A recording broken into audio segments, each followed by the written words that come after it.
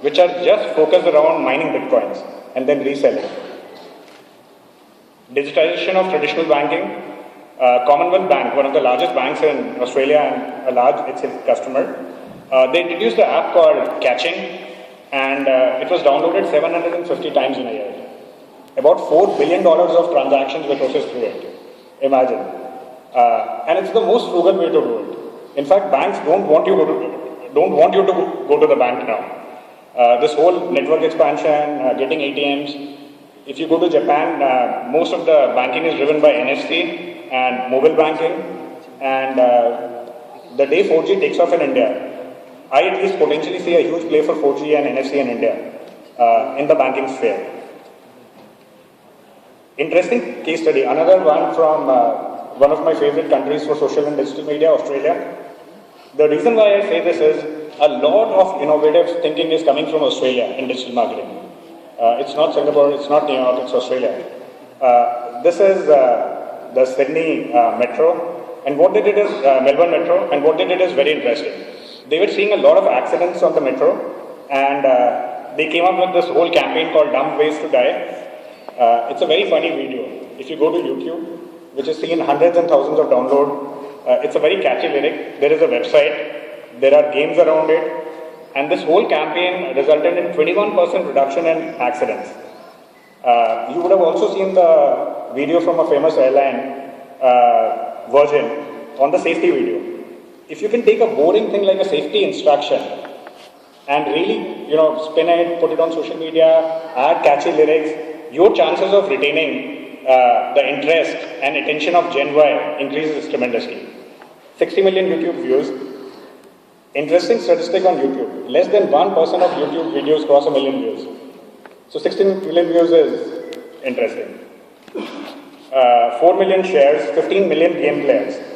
So they are not the Electronic Arts of the world, they are not the Zynga of the world, but 15 million game players. Huge. This was the #1 app in 18 countries for some time. And earned media coverage was 60 million. Now, isn't that something which all of us would want as brand marketers? The fourth case study is for a brand called Burger King.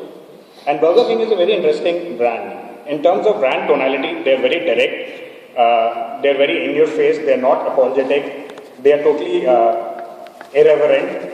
They did a very interesting thing in Burger King, Norway. They said, we'll give you a free Big Mac, and McDonald's is the largest competition, if you unlike our page. But we will ban you from our page. We'll give you a free McBurger, but we'll ban you from our page. And what happened is very interesting. They went down from 38,000 fans to 8,000. But they were okay with it. They said it's more valuable to stick to 8,000 fans, mine them, really develop exponents, loyalists out of them, than to stick to 38,000 fans and try to grow that. And what is interesting is there is a media study which was done, which shows that just 20 more engaged fans are worth more than 75 unengaged fans who've just liked you. I call it the rise of the super fan. A lot of brands drive reach on social platforms, go for reach acquisition strategies, pay agencies or their marketing teams dollars to drive reach. I think that's a very worrying trend, because what is happening is the rise of super fan. These are people who are really involved with your brand, vis-a-vis just following your brand. Interesting HCL experiment which we did and which worked very well. One of the biggest challenges in IT is attrition, second is retention, and third is how do you actually hire talent and actually get them to join you. Our industry phenomena is people take offer letters and often don't join.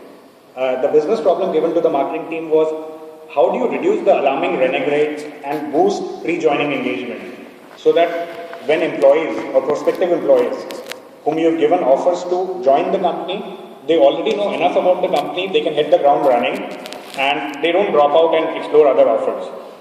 We gamified it, we created avatars, we gave them points, and we launched the app. So every time you got a HCL offer letter, you still get it. You get it with a link to a game. You go and play the game, you get points, there are awards to be unlocked, there are mysteries to be chased, and overall renegade rate went down by 6% in a quarter, which is huge. 62% of the candidates who got the link played the game, and the chances of a non-player dropping were 10 times higher. So we reduced the renege rate of people who played the game by 1/10, which was very interesting. Another thing which we are doing, which we've just launched yesterday, is we are holding one of the largest interviews totally on Twitter. In fact, the offer letter is also going to be released on Twitter. And we just launched it yesterday. And the hashtag is coolest interview ever. The site is called coolestinterviewever.com. And you will see this happening in Houston. So how do you take social media and actually use it as a force multiplier on strategic business functions like hiring, retention, finance, supply chain? And I'll show you an interesting video now.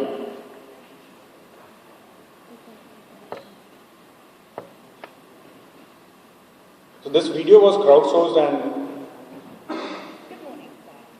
It is a pleasure to be here, and even greater pleasure to meet you. I feel that I would be a great fit in your organisation.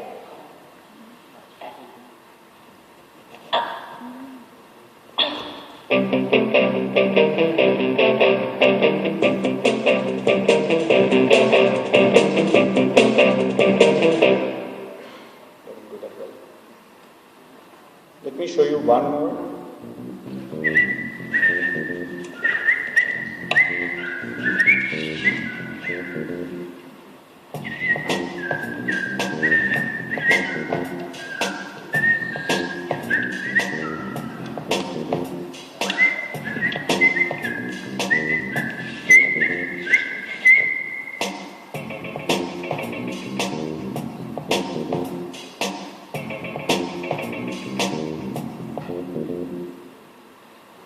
Thank Good you. morning, sir.